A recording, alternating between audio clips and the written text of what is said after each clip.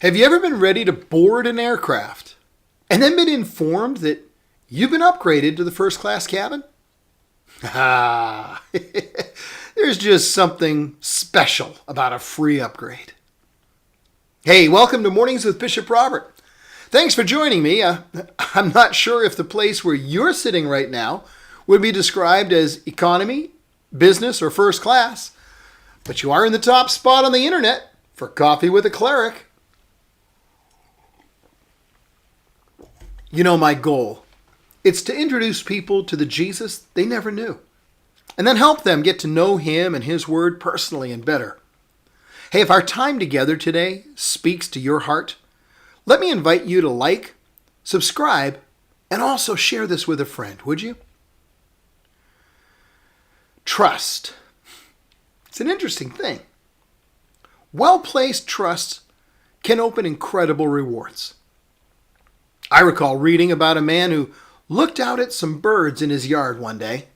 And the day was gray and cold, and a layer of snow covered the ground. The birds were searching in vain for some food, trying to peck through the snow.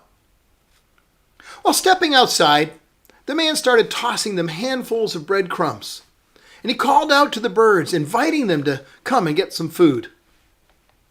But their fear wouldn't give way to their hunger. So they stayed away from both food and the one who wanted to give it to them. They did not trust him. How often are we like small birds avoiding God, who's the giver of all good things? He sees and plans and offers and waits, gives, hopes, passes out to us. But because we don't trust, it's difficult to come close enough to receive his gifts. I have sat by and watched people deliberately stay away from what God is offering them, insisting on living life their way, and doing a horrible job of it, by the way. Family, work, and reputation destroyed, they insist they don't want to live life God's way. Even as their inner peace and emotional well-being are eroding away, they insist their way is best. They won't come close enough to God to receive his gifts of forgiveness, peace, joy, and healing. So they stand aside from his gifts, his grace, his blessings, and his restoration while they starve. So sad. That's not traveling first class. Hey, but let's be totally frank. Even we who try to walk in faith and trust God, we got our struggles too.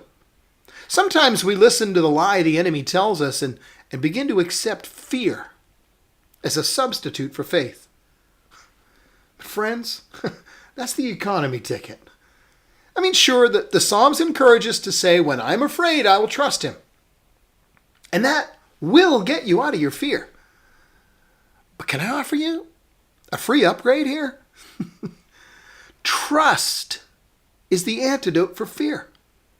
It's like one of those ballistic riot shields often carried by law enforcement officers. It blocks whatever the enemy throws at you.